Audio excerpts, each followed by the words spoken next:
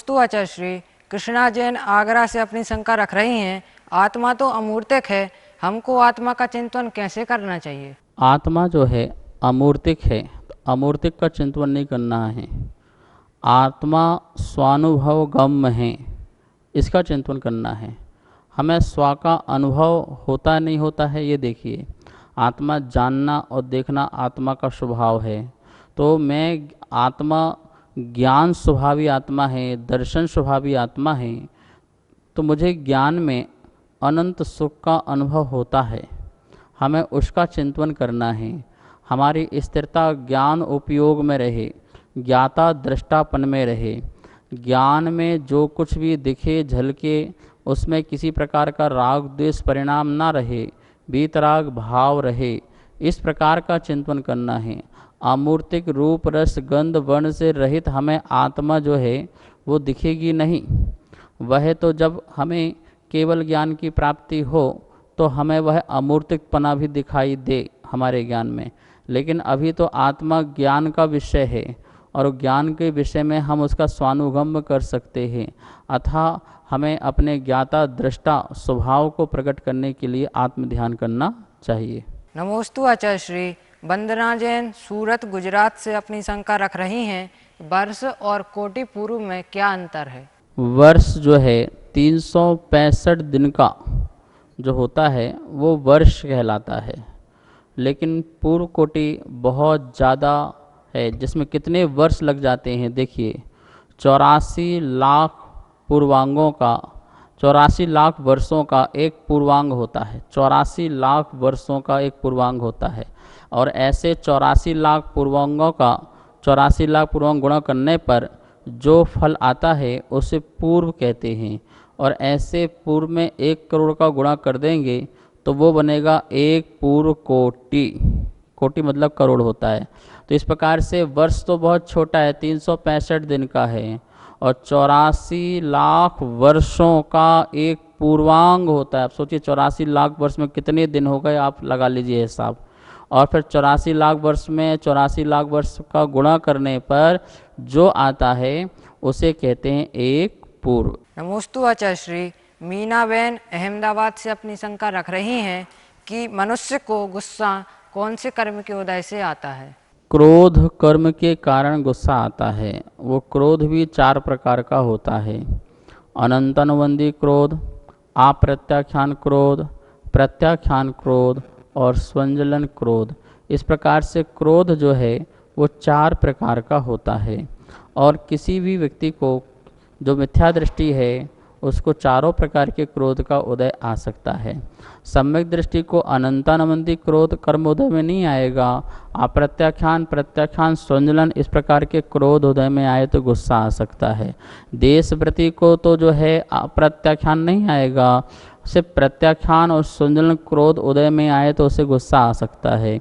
और मुनि राज्य को अप्रत्याख्यान भी उदय में नहीं आएगा, मात्र स्वंजलन क्रोध उदय में आए तो उन्हें भी गुस्सा आदि आ सकता है।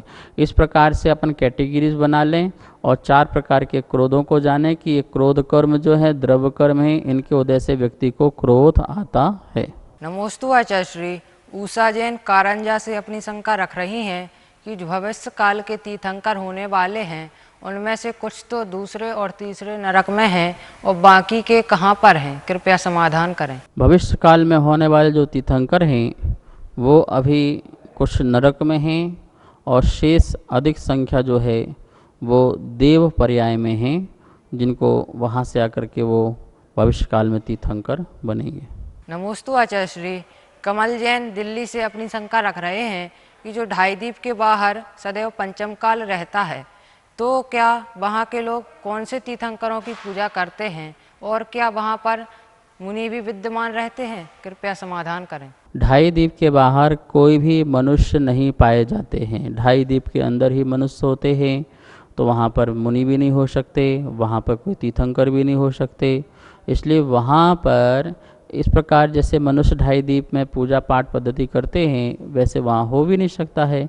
सिर्फ 13वें दीप तक आकृतिम चित्तालय हैं, तो देवगण जाकर के वहाँ पर पूजा पाठ भक्ति आदि कर सकते हैं। तो इस प्रकार से ढाई दीप के बाहर जो है कोई मनुष्य का अस्तित्व नहीं, कोई तीर्थंकर का साक्षात अस्तित्व नहीं होता है। नमोस्तु आचार्य श्री। महावीर जैन फरीदाबाद से अपनी शंका रख रहे हैं कि जो एक है उन्हें भिन्न भिन्न करना है और जो भिन्न भिन्न ही है उन्हें क्या करना है, कृपया समाधान करें। जो एक है उसे भिन्न करना है। देखिए, एक जैसे कोई स्कंद है तो उस स्कंद को तो भिन्न भिन्न किया जा सकता है। जैसे पत्थर है, पत्थर को 2 टुकड़े कर दिए, लकड़ी के 2 टुकड़े कर दिए। जो भिन्न ही भिन्न है उसे क्या भिन्न करना, ये बिल्कुल बात सत्य है। जैसे शरीर और आत्मा बिल्कुल भिन्न भिन्न हैं, लेकिन फिर भी हमको भिन्न भिन्न करना है। हमने अपनी बुद्धि से इस शरीर को एक कर रखा है, शरीर आत्मा को एक मान रखा है। इसलिए अपने श्रद्धा, ज्ञान और सम्यक चारित्र के बल से क्या करना है, उसे भिन्न भिन्न करना है, अलग अलग करना है। जो शरीर का स्वभाव है वो आत्मा का स्वभाव नहीं है, जो आत्मा का स्वभाव वो शरीर का स्वभाव नहीं है। इस प्रकार से जानना है और जान करके सम्यक चारित्र की हथौड़ी से ध्यान रखना। सम्यक दर्शन तो छेनी है, पर छेनी को जब जहाँ रखोगे तो रखने के स्थान तो अपन ने फिट कर लिया कि यहीं रखेंगे तो टूटेगी, लेकिन सम्यक चारित्र का हथौड़ा तब तक नहीं पड़ेगा तब तक वो भिन्न नहीं होगा। ऐसे ही हमें सम्यक चारित्र के द्वारा ही अपने आत्मा को और शरीर को भिन्न करना है, अलग करना है। तो जो भिन्न भिन्न हैं फिर भी हमें भिन्न भिन्न करना है बुद्धि से, क्योंकि हमने बुद्धि से उनको एक कर रखा है, जो एक कभी हो नहीं सकते। इस बात को ध्यान रखना। नमोस्तु आचार्य श्री। आराध्य जैन सरधना उत्तर प्रदेश से अपनी शंका रख रहे हैं कि धर्मात्मा पुरुषों की जन्म जयंती मनाने में क्या दोष है, इससे तो धर्म की प्रभावना ही होती है।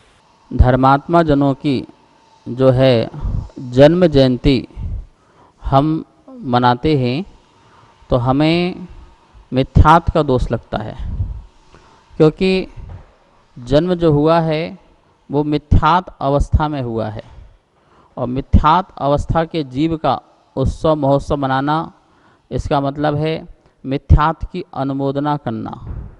यहाँ पर हमें किसी व्यक्ति की प्रभावना नहीं करना है, धर्म की प्रभावना करना है।